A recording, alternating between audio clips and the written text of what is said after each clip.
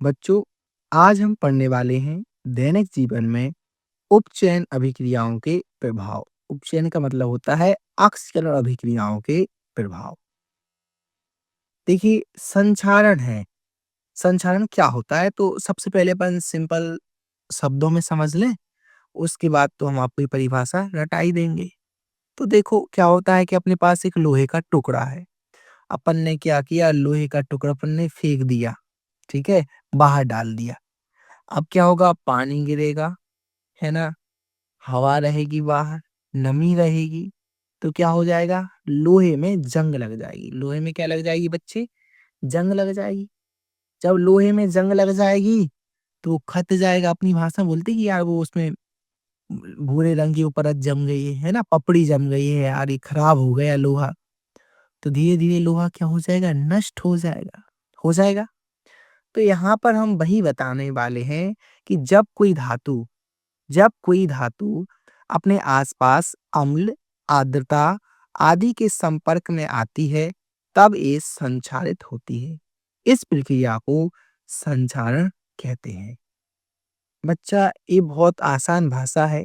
अगर आपको और दूसरी परिभाषा लिखनी है तो मैं आपको बोल देता हूँ कि वायुमंडल में, है ना, क्या होता है, जब जो वायुमंडल होता है, वायुमंडल में जैसे उपस्थित नमी है, गैस है, वायुमंडल में उपस्थित नमी, गैस, आर्द्रता, है ना, से धातु क्रिया करके धीरे धीरे नष्ट होती है।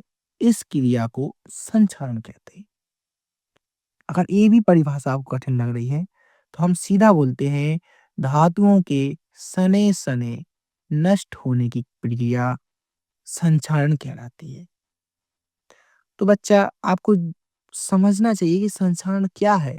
संक्षारण का मतलब है लोहे में जंग लगना। ये एग्जाम्पल है। तो यहाँ पे लिखा है, जब कोई धातु अपने आसपास अम्ल, आर्द्रता आदि के संपर्क में आती है, तब ये संक्षारित होती है। इस प्रक्रिया को संक्षारण कहते हैं।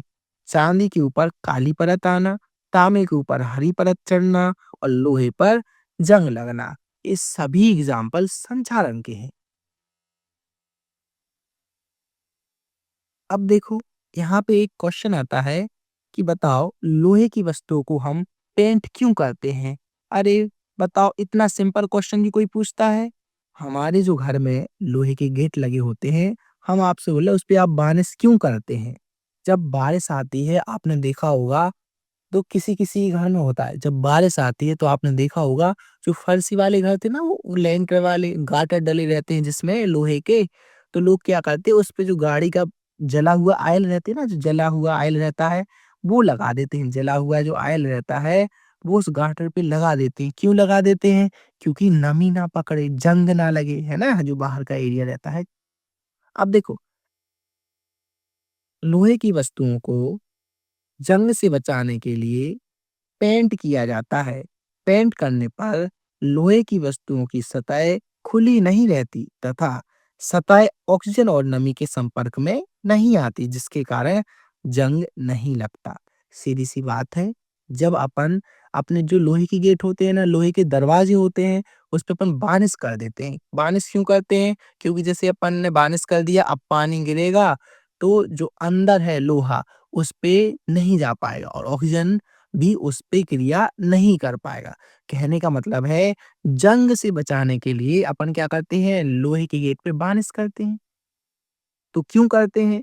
तो ये यहाँ पे साइंटिफिक रीजन बता रहे हैं कि देखो भैया, लोहे की वस्तुएं की सतह जो रहेगी वो खुली नहीं रहेगी और सतह पर ऑक्सीजन और नमी संपर्क में नहीं आएगी। जब ऑक्सीजन और नमी संपर्क में नहीं आएगी तो भाई जंग कैसे लगेगी?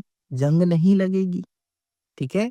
तो ये आपके लिए लिखा हुआ है, आप समझ लें, है ना? याद करने की ज़रूरत नहीं है और फिर आपको यदि ये क्वेश्चन पेपर में आए तो लिख आना। नेक्स्ट क्वेश्चन है, जब लोहे की कील को कॉपर सल्फेट के विलयन में डुबोया जाता है, तो विलयन का रंग क्यों बदल जाता है? तो देखिए, यहाँ पे आंसर क्या लिखा है? लोहा कॉपर की तुलना में अधिक क्रियाशील होता है, इसलिए जब एक कॉपर सल्फेट विलयन में लोहे की कील डुबोई जाती है तो लोहा कॉपर सल्फेट विलयन में उपस्थित कॉपर का विस्थापन कर देता है और लोहे का सल्फेट बनता है जो कि रंग में हरा होता है। इसलिए विलयन का रंग बदल जाता है। देखो अभी हमने आपको अभिक्रिया पढ़ाई। चलो कौन बताएगा कि कौन सी अभिक्रिया है। यहाँ पे लिखा हुआ है CuSO4 CuSO4 प्लस Fe। तो यहाँ पे क्या बन गया FeSO4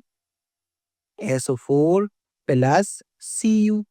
यहाँ पे देखो जो Fe वाले भैया है Cu को क्या कर दिया रिप्लेस कर दिया। तो क्या बन गया फेरस सल्फेट बन गया।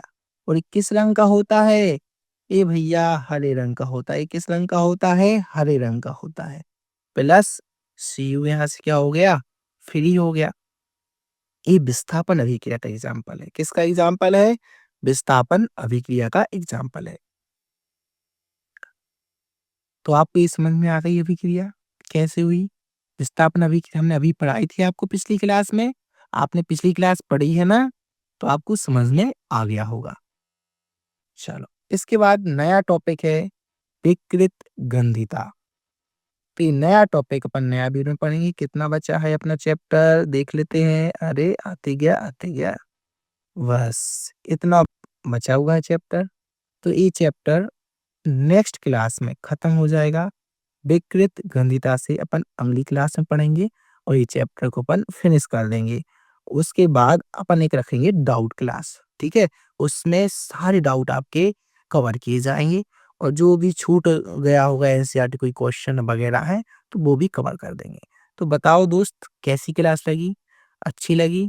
तुम्हारे जो कलुआ है और कल्लो है ना जो कलुआ और जो कल्लो है दोनों लोगों से रिक्वेस्ट है कलुआ और कल्लो है ना चैनल को सब्सक्राइब कर देना। वीडियो अच्छी लगे तो लाइक कर देना और शेयर जरूर कर देना है ना। तुम्हें जो अपना दोस्त कलुआ लगता हो ना उसे शेयर कर देना। हालांकि मैं ये तुमसे नहीं बोला कि तुम कलुआ हो। तुमसे नहीं बोल रहा लेकिन जो तुम्हारा दोस्त कलुआ है ना उसे शेयर कर देना। ठीक है मिलते हैं दोस्त नए वीडियो में।